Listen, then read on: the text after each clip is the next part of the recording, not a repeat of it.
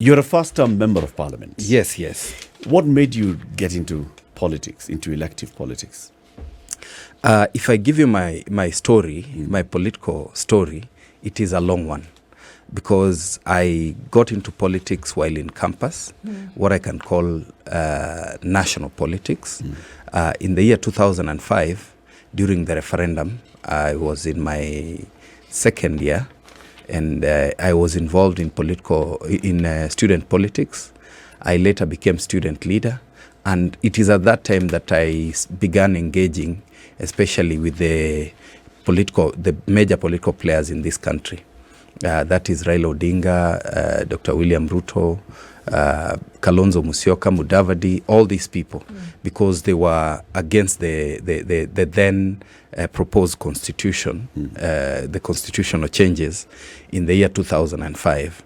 And immediately I formed a political party while in campus. It was called Vijana Progressive Alliance. And around that time, I managed to pull a lot of the young political players, KJ, Ichung'wa, Alfred Keter, all these young politicians. We got into that party, and then later we started a movement called Vijana Tugutuke. The Vijana Tugutuke movement was essentially to encourage young people to get involved in political conversations, in the political game, and be involved in decision-making processes. And then, of course, after campus, just before campus, I decided to run for MP, Kitutu Chache. That time, it was one constituency. Of course, because of naivety and lack of resources, I didn't perform too well, but I learned. It was a political lesson. It was a lesson. I never gave up. In 2013, now after graduation in 2007, I began of course, I got into business. I've been in business, I'm still in business. And from proceeds from business is what I was using to run my political campaigns. In 2013, again, I put up a very, very good fight in Kitutu Chache South now. It was split in 2010 after the 2010 constitution. I lost with my head high. Again, never gave up. That time, all this time, I was in 2007, I was with Kalonzo Musyoka. 2013, I was Raila Odinga. 2017, I was aggressively in the Raila Odinga campaign. I was among I was actually the youth leader for ODM, and we had a movement called the Friends of Raila. It was the biggest caucus that was pushing the Raila agenda. I was the vice chair. The chairman then was Kigen. The vice chair was Hassan Omar. We had the current CS for ICT, Owalo, was our secretary general. And we had a very serious movement. And then we had another smaller caucus of, can I call it, mainly young people, where I had myself, Edwin Sifuna, Silvanus Osoro, Babu Owino, all these young people. We were in one team. Unfortunately, ODM that time literally took away my ticket, and gave it to someone else. It was really a very disturbing moment. I'm told you hear about people getting into depression and stuff like that. I actually got into depression between April 2017 and for a month and a half, I was doing badly.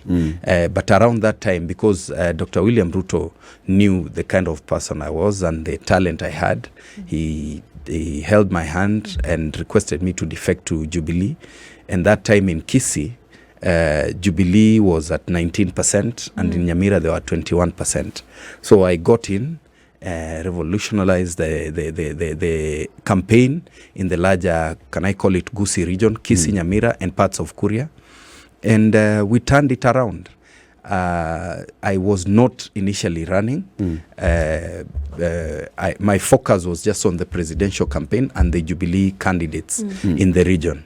So I ensured Jubilee won 3 MP seats. ODM didn't win any. My other focus was to ensure ODM doesn't win. Yeah, and in 2013 they had 33 MCAs and 5 MPs. In 2017 we brought it down to 11 MCAs and 0 MPs. Yeah. Unfortunately, the candidate who was running in my constituency on a Jubilee ticket died 2 weeks to elections. Yeah. Now that is when, again, after we finished the elections, and Uhuru Kenyatta and Jubilee got 50% of the vote from the region. Again, I was taken back to elections, and I really pushed Onyonka, Richard Onyonka. I believe I won, but siasa sometimes siasa ni local. No, they altered figures, but again, the president told me, no, don't go to court, come here, let's get to my office, we work together. So I was the president's advisor for 5 years, and we did a lot in the hustler movement. I was one of the major players in ensuring the president gets elected. But as we drew closer to elections, again, ile kusikiza ground. I listened to the ground, and where I come from, I said no. I had a chat with the president and told him, I need to get elected, just like you want to get elected.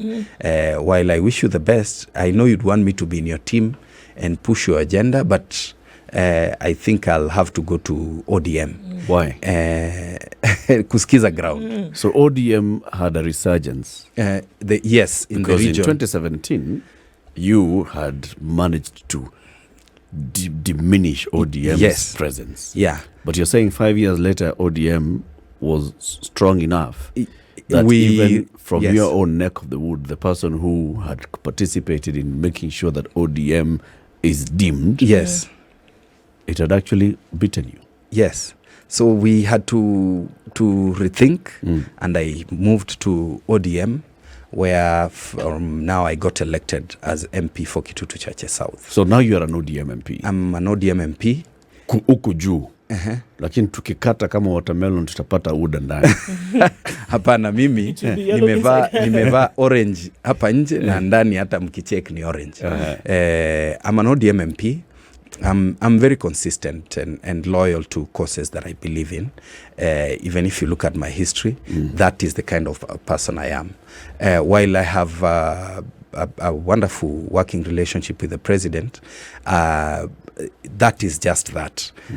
Things that I believe in that he may not agree with, and I believe, like now the finance bill, I have a totally different stand from what he thinks, and many other things. There are a few things that we agree on, but those that we differ, I don't get really coerced to do what he wants. You're an independent thinker. I'm an independent thinker. So and even in ODM, if there are things that I think are inappropriate, I also will tell my party leader or the majority, our minority leader, I do not agree with this, so you may not see me participating in that.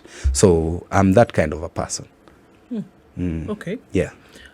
There's so many things going on in government today. Yes. Yes, you've been in the throes of how things work campaign-wise, of putting people into. Yeah. But in terms of then now, how government works and how we are now looking at how Parliament specifically works, when certain things concerning the country then will be put into place. Finance bill, of course, right now, front and center of all of that. It happens every year, but this year specifically, very, very different from others in terms of participation and engagement with all of this. How do you feel that Parliament representation, Parliament, oversight is playing out right now with all that we are seeing, even before we get to matters health?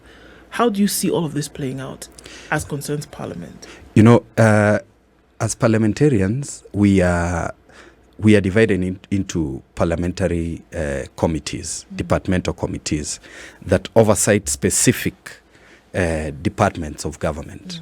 Like now, for like myself, I'm in the health committee. Yes. We oversight the entire health ministry and the sagas, the various agencies within the Ministry of Health. Yeah. We are doing our part, and I want to say that in our first year, especially in that committee, we have done quite a lot in oversighting these particular agencies and trying to ensure we meet our goal as parliamentarians. We are not just there to throw money at them, the budgets that they require. We also try to ensure they actually do their jobs.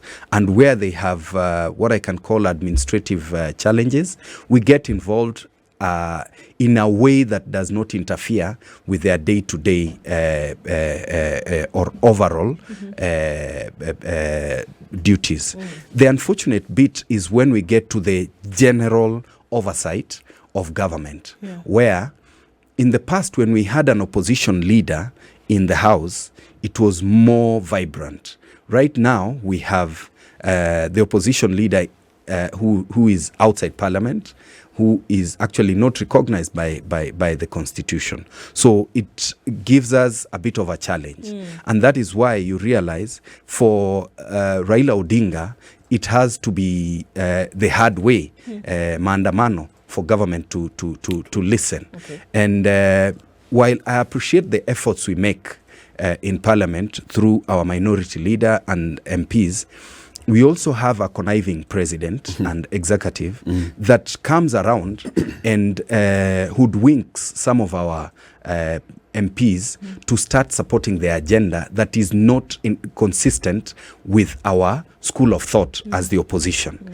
While again, even in the opposition, sometimes there are things that we oppose that are not necessarily things we should oppose.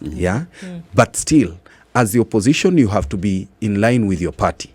The biggest challenge we have is the tradition and culture that has been built by the regimes before of infiltrating the opposition, getting a few members of Parliament from the opposition, and having them start singing the song of government. Thereby, the oversight role of Parliament kind of gets watered down. And you need to realize, even parliamentarians that are elected in the majority side, they're supposed to offer the oversight role. Unfortunately, they get into Parliament and think that they are part of the executive, which is a major, major problem. Like now, the issue we have with KEMSA, the challenge with KEMSA is overall interference from the executive. It is the executive that facilitates corruption. How? In government. How? If I go, you want me to go into details? Yeah. Well, I mean, you've said it's there. So when the PS tries to interfere with the specifications of what, let's say, the Global Fund is pushing, that is interference from the executive. When the deputy president and his family alleged is involved in that particular procurement process, that is interference from the executive. And even now, sorry to skip and go into matters to do with the levy, the housing levy, it is the executive that is pushing an agenda. If you look at the history of Kenya, each government seems to have a capital intensive project from where there is a hefty loot that is gotten from that particular project. During the Kibaki time, we had Thika Road and the bypasses. That is how the executive and the people around the president made money unfairly through corruption. During the Uhuru regime, the first one was the SGR. The second one was these monies they borrowed, the Eurobond and all those things that they were supposed to take care of other details, infrastructure development. And then they kicked out their co-dealers, conspirators. Now the expressway. That was Uhuru's pet project. He's still eating from it. This money we pay, he's involved. Yeah, but we don't seem to be calling a spade a spade. Now, Dr. William Ruto and his clique, they've looked around and realized this government does not have money.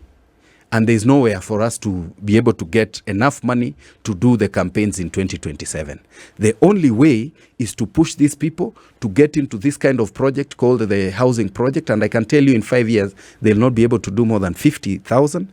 Now, it is from that one that they want to get kickbacks and bribes that are adequate for them to run the campaign in 2027. Mheshimiwa, how do you know this? It is almost obvious.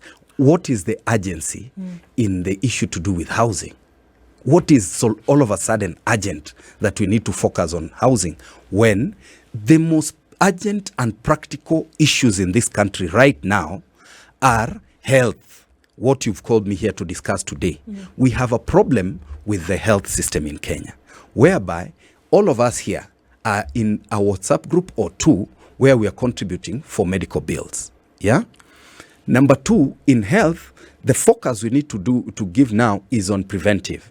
There are no funds to focus on that. Yeah, everything in the Ministry of Health, 60 to 70% is going into brick and mortar. Brick and mortar is the easiest way for people to steal, because not every parliamentarian will know how the bill of quantities. The bill of quantities is done. Yeah, and stuff like that. The BQs. Number two. The other very urgent issue in this country is food. While we smile here and speak in very good English and Kiswahili, the biggest problem we have right now is food. We don't have food. And if Dr. William Ruto is focused on giving people jobs, the only industry that can genuinely employ people from all walks of life is the entire value chain in the agriculture sector, whereby you have people who start with the training, the agronomist, you come to the field officers, you come to, now after people start producing in mass, they'll have to get into cooperative societies. Cooperative societies must employ clerks, they must employ accountants, they must employ CEOs, and all that. That way, you create employment. When you insist on creating employment in housing, yet it has been very mechanized.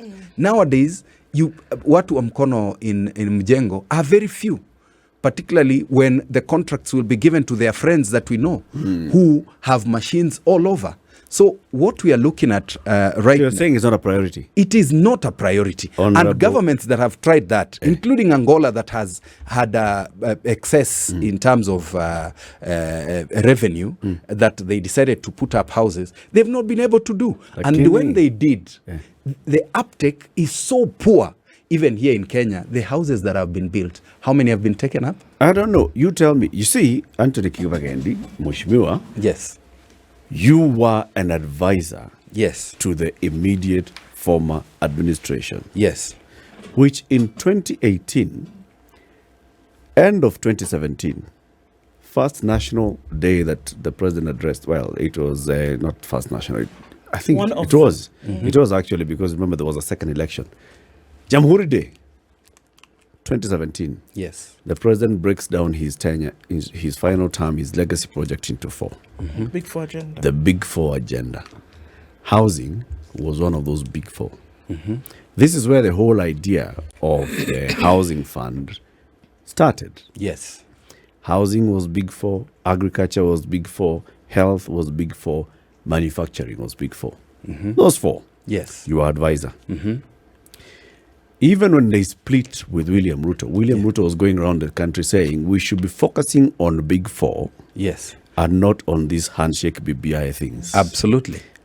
Because of people who are advising him like yourself. Yes. So you, Anthony Kibagendi, was advising William Ruto that our focus as a country should be Big Four. Yes. Housing big among them. Yes. Today, you're saying housing is not big. Housing is a small Big Four. Or what are you saying? Great. Now, we, as a country, we have a challenge with housing. but it is not urgent. Fuel in 2017 was 120 shillings or less. Fuel right now is 170 shillings.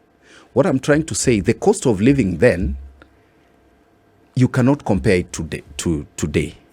Now, that time, had we given attention to the appropriate priorities, we would have moved, we would have reduced on the housing demand in this country.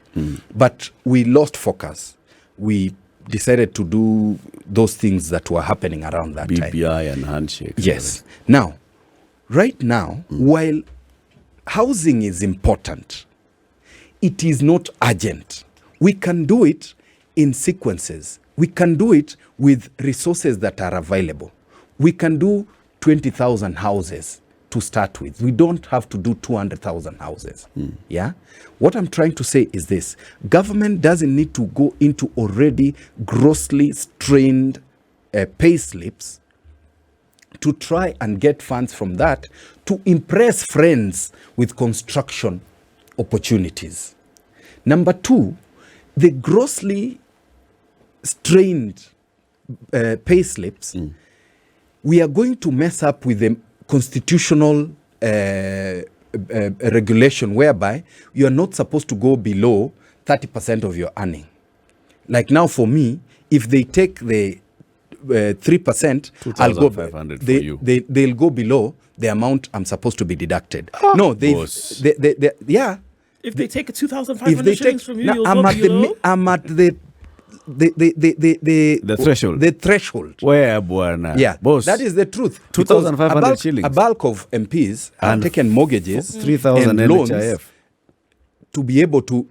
Let me tell you, a member of parliament, That's your- if you are that's your not careful, choice. When if she- you are you're not saying careful, that because members of parliament right now are at a place whereby they're teetering on the edge. Yes. And this 2,500 is going to knock you over the edge. yes. Okay. That is, and not just members of parliament, teachers across the country, those are 250,000 people, nurses, doctors, everyone. They're basically surviving on this remaining Yes. 2,500 Yes. after everything has been done. Now, another thing that we don't talk about, the dependency ratio in Kenya.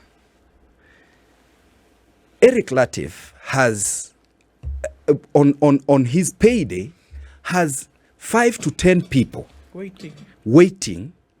Either you help someone pay their fee, help someone pay their rent. There's a relative who needs to come to Nairobi for an interview. There is a parent that needs medication, and you know, all that. Yeah. So what government wants to do is you stop taking care of these people. Yet it is the government that has not provided jobs for these people. To support all these Yeah? people. Now, when government will ask you, we are going to create jobs for these people, Mjengo will not take everyone on board. You see? So, Dr. William Ruto needs to think about this. So what you want and him to do the is- other thing you need to know, why is he concerned about housing? It is no longer an issue of the national government. Boss. It is not. Housing is devolved. You were advising him just the other day. Yes, to I go with was. housing. And even now, I was hoping he would reach out. When you moved now over he has into Lee, Raila's side, who Raila was look, saying the same thing about housing. no, housing. No, even me, I was pushing housing between 2017 and 2022. And the reason was, initially, create some jobs. And there was that latitude. There was the latitude. And that time, while I was pushing it, I never supported that we go further into citizens' pay slips to try and get this fund. Let me tell you, Eric. Let's take a pause. I want us to take a pause first so we can come back and then Yes. continue with this. And then we will continue. You'll answer those questions. Anthony Kibagendi is the Member of Parliament for Kitutu, Chache South. He is also a member of the Health Committee of the National Assembly. He's our guest this morning. Spice. Kibagendi has spent some good time telling us if he looks at what is urgent and a priority in this country, housing falls down. But number one among them is health. And then you talk about food, which is agriculture. And then technical higher agriculture- education. And agriculture being one of the biggest things that can also Employ. people. And then you bring in education.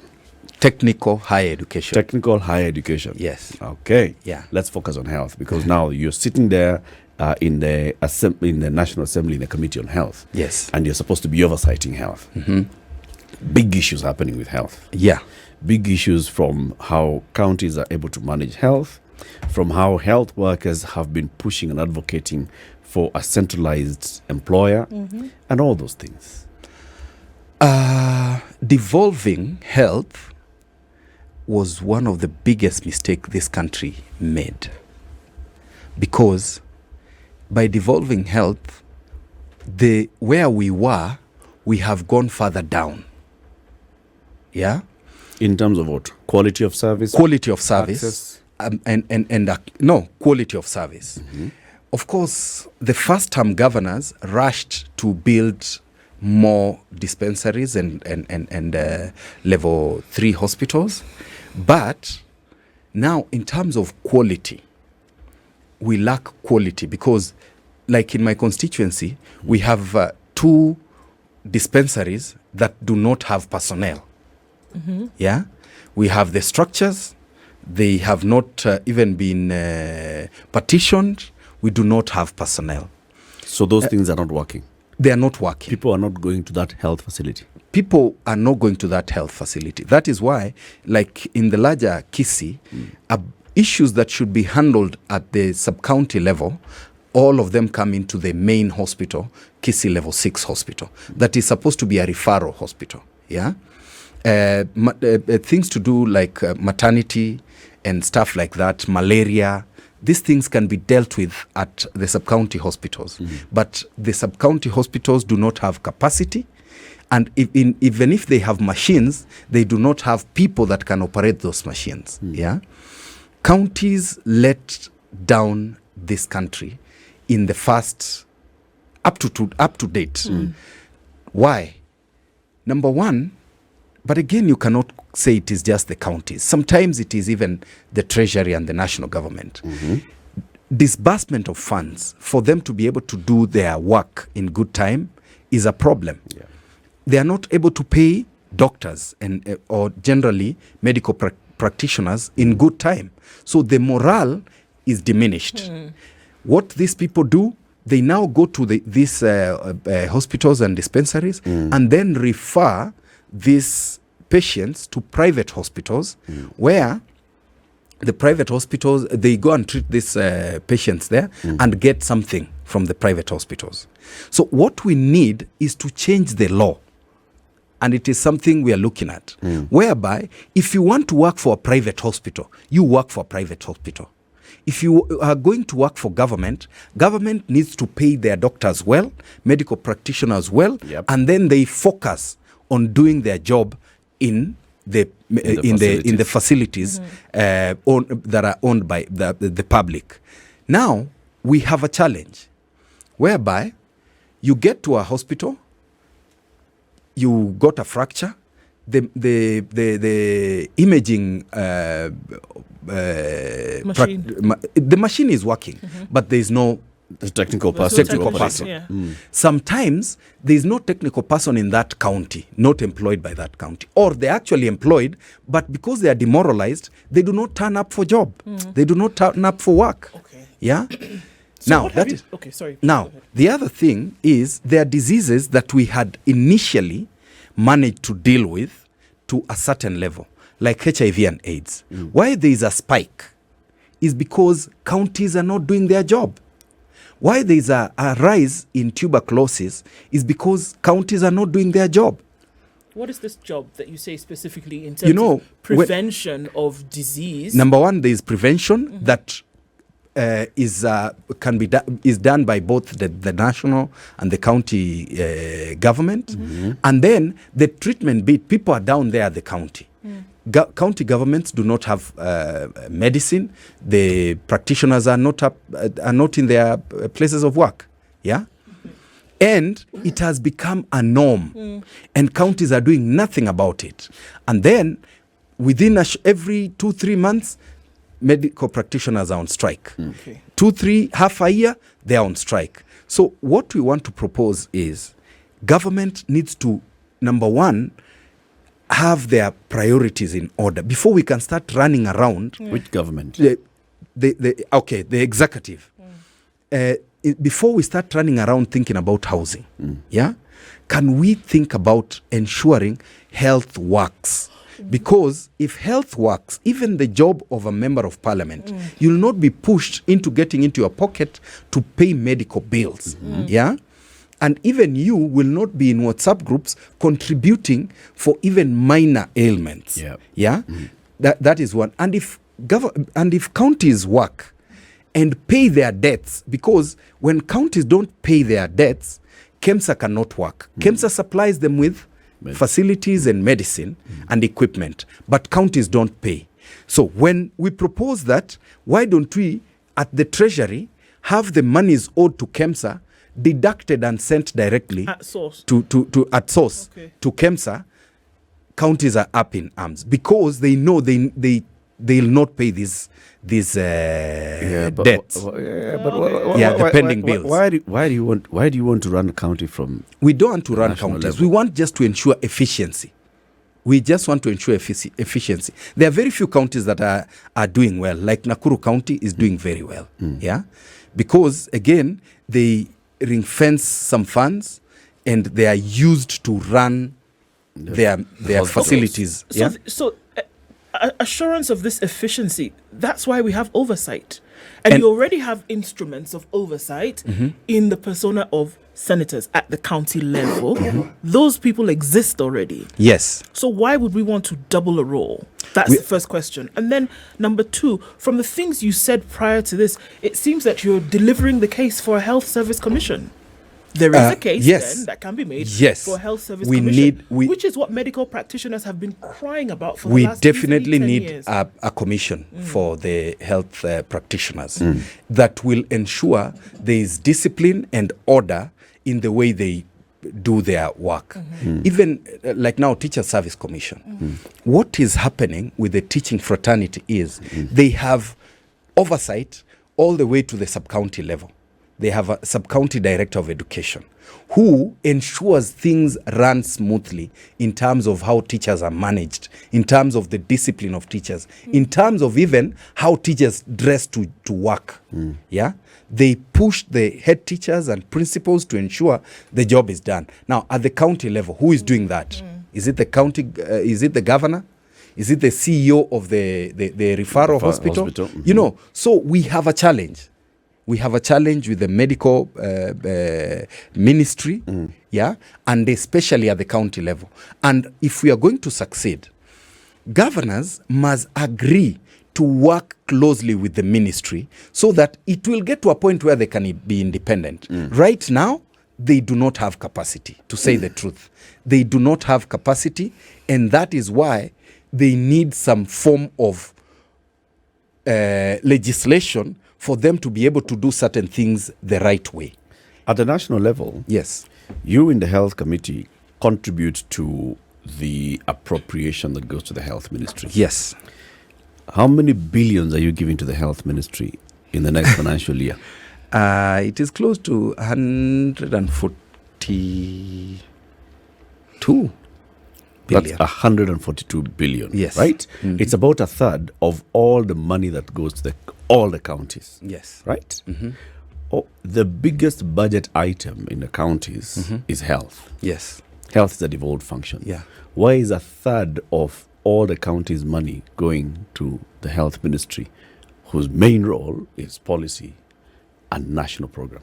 Now, there are other roles that are not well described in the Constitution that are, like now, the issues to do with Kenya Medical Training Colleges. We need to enhance their curriculum. We need to open up more campuses. They need tutors and stuff like that. That is a role that is at the national. We have the vaccine docket, the BioVax. That is a national role, and it is something that we are just starting. KEMRI is a national medical research institute that needs enormous resources for them to be able to do research on a number of things.